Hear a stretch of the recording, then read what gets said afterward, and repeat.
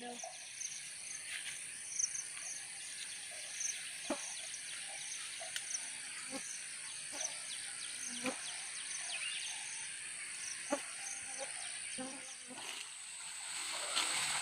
cho cái nó pha luôn chỉ mua này muối này.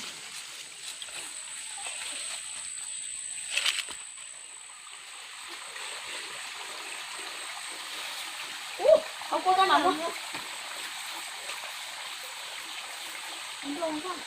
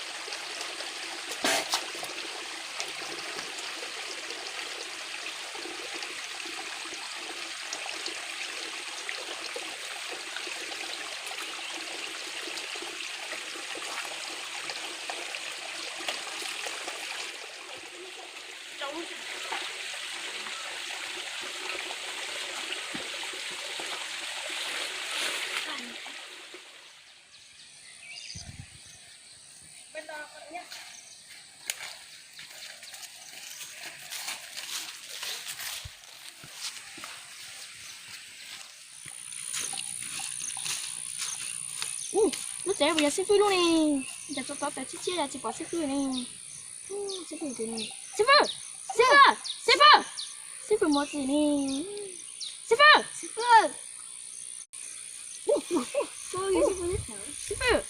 Cậu bây giờ xếp phi tuổi chán à? Thì cho mà. Mấy tuổi rồi mới đau chịu. Ít con nó ít sai bảo con khe mình chỉ thì tay ít nó. Wow. Nó lấy chúng tôi chỉ nếu ba chia soi tại kỳ cũng mặc theo. Tôi chó xếp phi.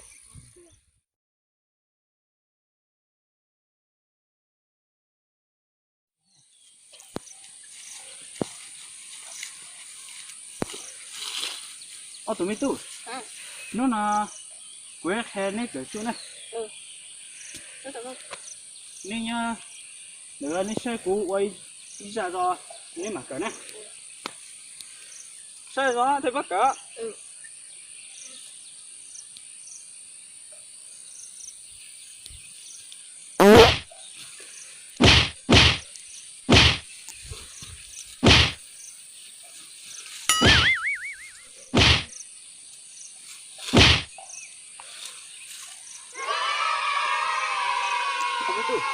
Nó bé cái nó sẽ tại kỳ với mà cái rồi.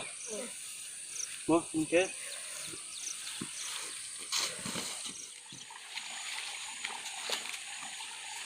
Rồi, cũng ở đây tôi có hồ. Wow. Còn đây các cái này. Wow. Con mua lửa áp dụng qua đây cái chữ mũ à? Okay.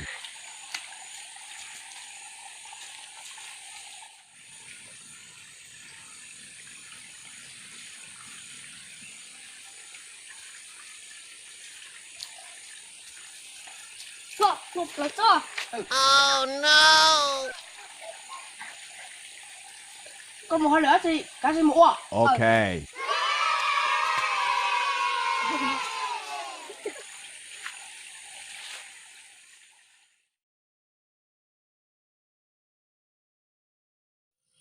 Tụi mình tu. Đã chưa? Cụ thể chủ trì cụ tôi mắc hè cho nên ta là nếu mua cho một xí nó xí cả cho chạy thì chỉ sau mới cho một xí ở đầu ở đỉnh à. Ôi là sư phụ. Tôi cháu sư phụ có chuyện khe có thể chủ trì cho ít à? Chưa trả cho nhà nên cho một xí cả cho cái cho chạy xí chế của sư phụ của cháu xí à. Ôi cháu sư phụ. Chưa trả. Ủa? Nếu mà chuyện là chế mua sửa xí nè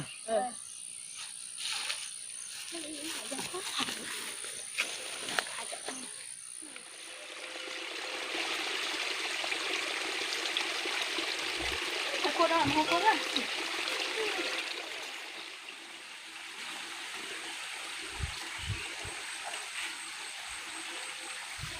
nó lại không học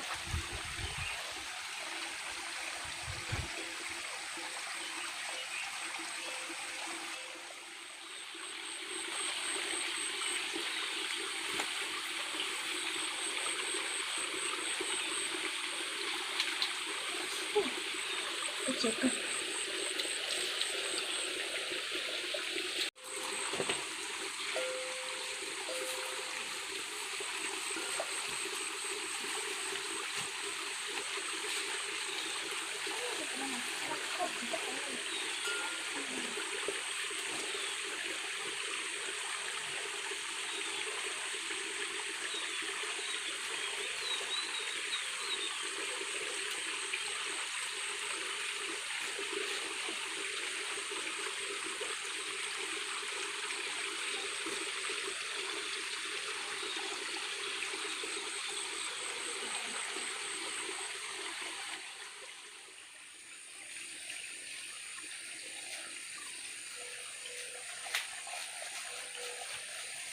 tao bao giờ đã gì nè ítตัวcái đấy tôi thế lúc nãy thì tôi quay có nên mình chỉ qua học đó lấy nhau thì tua lấy nhau sao nó tua mình nhắc vào cái gì nhớ lo to nhớ lo mà cái gì nó tụi này cháu tua san cháu tua nhớ rồi cái san nước băng tua 오늘 내 몸에 저어서 빼서 기술 오늘 너네 지금 저기 있나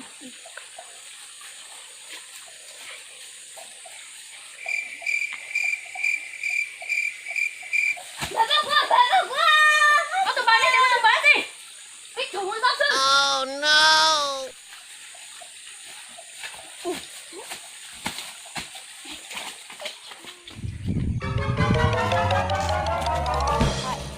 Sư phụ, mua đó gì bố ta, bố tụi bay một giây, ê, ít ít tụi nhà đá chỉ có ê, ở nhà đá bố của tụi bay đây mua lợ, nhau thì nó nhớ thịt trâu, đó lên tay cho cũng một sao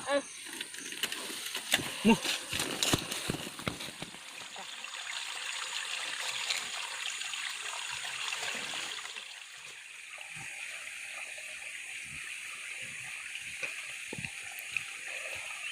phụ giờ tụi bay mua nè. anh chị mua nếu mà có tụi tôi cho mình sẽ cho con tiền rồi Dần dần, từ cái ta kia nó nên vấn đề là nè con mà cũng hay đến nó đó. Hello, 뭐래 돼? 뭐 어디 뛰는 거 저또 산도 또 눈돈 쟤는 눈돈 주나? 우리 정보 쓰자. 빨리.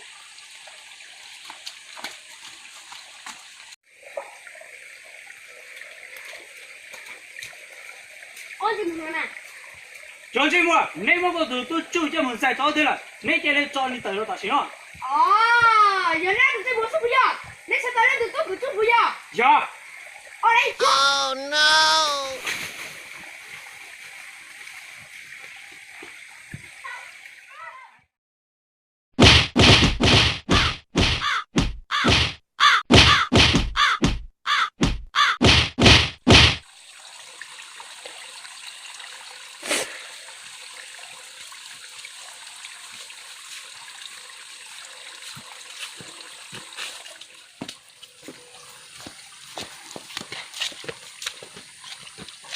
먹어보자.